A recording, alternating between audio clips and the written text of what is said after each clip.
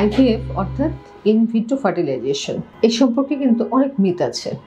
তা আমরা সেই সম্পর্কে কয়েকটি কথা বলবো। প্রথমে আসি আইভিএফ এ 100% সাকসেস অর্থাৎ 100% সফলতা। আসলে কি তাই? না, আইভিএফ এর ক্ষেত্রে আমরা বলে থাকি যে 30 থেকে 50% সফলতা হয়ে থাকে, তবে কোনো কোনো ক্ষেত্রে 75%ও হয়ে থাকে, বিশেষ করে যেটি সেটা অত্যাধুনিক চিকিৎসা এক্সির মাধ্যমে হয়। এবং এই সফলতা কিন্তু মেইনলি ডিপেন্ড করে যে তার বয়স কি কারণে হচ্ছে এবং তার প্রসিডিউর, যেমন বললাম এক্সি। কাজেই এর সাকসেস অবশ্যই 100% না, তবে অনেক ক্ষেত্রে বাড়ানো পসিবল। দ্বিতীয় মিথ হচ্ছে অনেক খরচ আইভিএফ। হ্যাঁ, আইভিএফ এর খরচ অবশ্যই বেশি, কিন্তু অনেক খরচ আমি সেই সেন্সে বলবো না, কারণ একটি বাচ্চা কাপলের জন্য একটি বাচ্চা কিন্তু একটি বিশাল চাওয়া। সেই ক্ষেত্রে যদি আমরা চিন্তা করি অবশ্যই কষ্ট সেক্ষেত্রে কিছু হবে না। তবে কষ্টের ব্যাপার হচ্ছে যেহেতু এখানে অনেকগুলো প্রসিডিউর করা হয়ে থাকে, প্রথম থেকে অনেক ইনজেকশন লাগে, ল্যাবে কাজ হয়ে থাকে, ল্যাবের প্রসিডিউর হয়, পরবর্তীতে সেটা প্রতিস্থাপন, যেহেতু স্টেপ বাই স্টেপ অনেক কাজ হয়, কাজে এখানে কিন্তু খরচ কোনোভাবেই কনসিডার করা বা কমানো পসিবল হয় না। তবে যতটুকু সম্ভব খরচ কমানো হয়ে থাকে, এবং অনেক খরচ মনে হলেও সেটা কিন্তু পারতপক্ষে অনেক খরচ নয়। আইভিএফ শুধুমাত্র ধনীদের চিকিৎসা, আসলে কি তাই? না।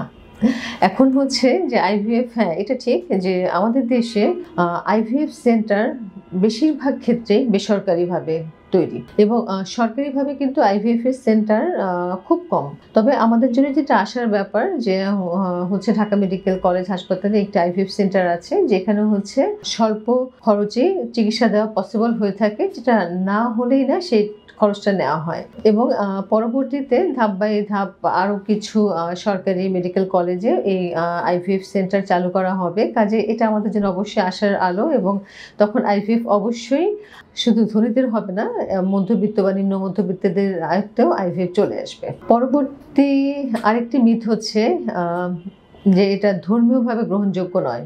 আসলে কেন? আসলে কি তাই? না, ধর্মীয়ভাবে গ্রহণযোগ্য অবশ্যই না যে সেটা না, কারণ এটা অবশ্যই গ্রহণযোগ্য, কারণ ধর্মীয়ভাবে তখনই গ্রহণযোগ্য হবে না যখন এখানে থার্ড পার্টি চলে আসবে। কিন্তু আমাদের দেশে যে আইভিএফ করা হয়ে থাকে, অর্থাৎ হচ্ছে যে ওয়াইফের কাছ থেকে যে ডিম্বাণুটা নেওয়া হয় সেটা কিন্তু ওয়াইফের ডিম্বাণু, এবং হাজবেন্ডের কাছে যেটা নেওয়া হয় সেটা কিন্তু হাজবেন্ডের ডিম্বাণু। হ্যাঁ, যদি তাদের ডিম্বাণু এবং শুক্রাণু দুইটাই পাওয়া যায় তখনই একমাত্র আইভিএফ করা হয়, এবং এটা 100% সত্যি, এবং কোনোভাবেই এখানে অন্য কারো প্রবেশ করানো হয় না।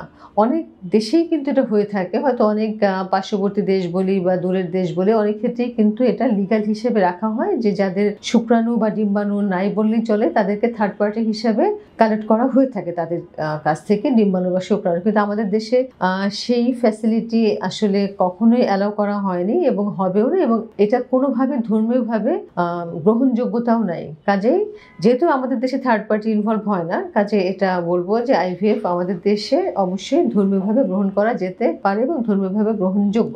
আচ্ছা, আইভিএফ করলে শিশু অস্বাভাবিক হয়, এটাও কিন্তু একটা ভুল ধারণা। হ্যাঁ, কারণ আইভিএফ এর ক্ষেত্রে অস্বাভাবিক শিশু হওয়ার চান্সও কিন্তু কম।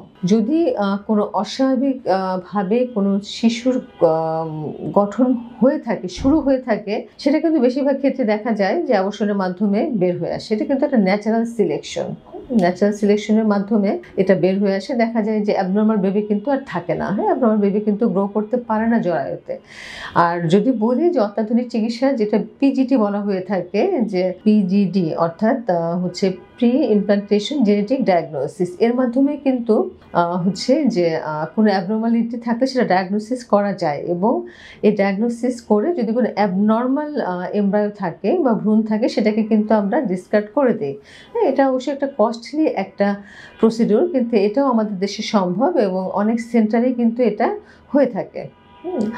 আর হচ্ছে পরবর্তী আরেকটি মিথ আছে যে হচ্ছে এক্ষেত্রে হচ্ছে মায়ের বা শিশুর স্বাস্থ্য ঝুঁকি থাকে। আসলে কি থাকে কিনা? এখানে আসলে অনেক ধরনের ইনজেকশন ব্যবহার করা হয়। অনেক সময় দেখা যায় হাই ডোজ ইনজেকশন দেওয়া হয়, সেক্ষেত্রে কারো কারো ক্ষেত্রে ওভার বা হাইপার স্টিমুলেশন হতে পারে, কিন্তু আমরা কিন্তু সেই হাইপার স্টিমুলেশন যাতে না হয় সেভাবেই কিন্তু আমরা ডোজটাকে অ্যাডজাস্ট করে দিই, এবং যদি কারো হাইপার স্টিমুলেশনের জন্য ফিচার চলে আসে সেক্ষেত্রে কিন্তু হচ্ছে সেটার ব্যবস্থাও নেওয়া হয়ে থাকে। হ্যাঁ, কাজে আইভিএফ এর ক্ষেত্রে মায়ের স্বাস্থ্য ঝুঁকি হয় এরকম কোনো ব্যবস্থা কিন্তু নেওয়া হয় না, এবং সেটা আগে থেকেই ব্যবস্থা করা হয়ে থাকে যাতে না হয়। এবং আরেকটি মিথ আছে, সেটি হচ্ছে যে আইভিএফ এর মার ক্ষেত্রে বা বাচ্চার ক্ষেত্রে হচ্ছে যে তাদের ডায়াবেটিস, প্রেশার এগুলো বাড়ার চান্স থাকে। এটা একটু ভুল কথা। আসলে আইভিএফ এর সাথে এই ধরনের কোনো সম্পৃক্ততা নাই। আর হচ্ছে যে আমাদের সবার মধ্যে আরেকটি ধারণা যে আইভিএফ এ একাধিক সন্তান হয়, সবসময় একাধিক সন্তান হয়, 2টা হয়, 3টা হয়, অনেক সময় 4টাও হয়। এটাও কিন্তু সবসময় সঠিক না, অনেক সময় সিঙ্গেল বেবিও হয়ে থাকে।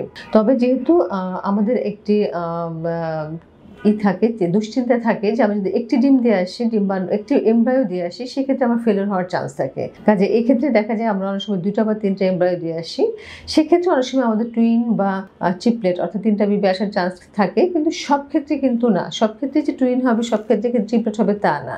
যদি হয়ে থাকে তাহলেও সেটাও আমরা আসলে পুরো প্রেগনেন্সি খুব ভালোভাবে ম্যানেজ করে থাকি, যাতে কোনো ধরনের কোনো কমপ্লিকেশন অ্যারাইজ না করে এবং শেষ পর্যন্ত কিন্তু সফলভাবে এটার হচ্ছে এন্ডিং হয়ে থাকে। কাজে আইভিএফ নিয়ে অনেক মিথ আছে আমাদের। এই মিথ সম্পর্কে আমরা হচ্ছে জানার চেষ্টা করব এবং এই ভ্রান্ত ধারণাগুলো আমাদের মধ্যে থেকে আমরা দূর করার চেষ্টা করব। ধন্যবাদ।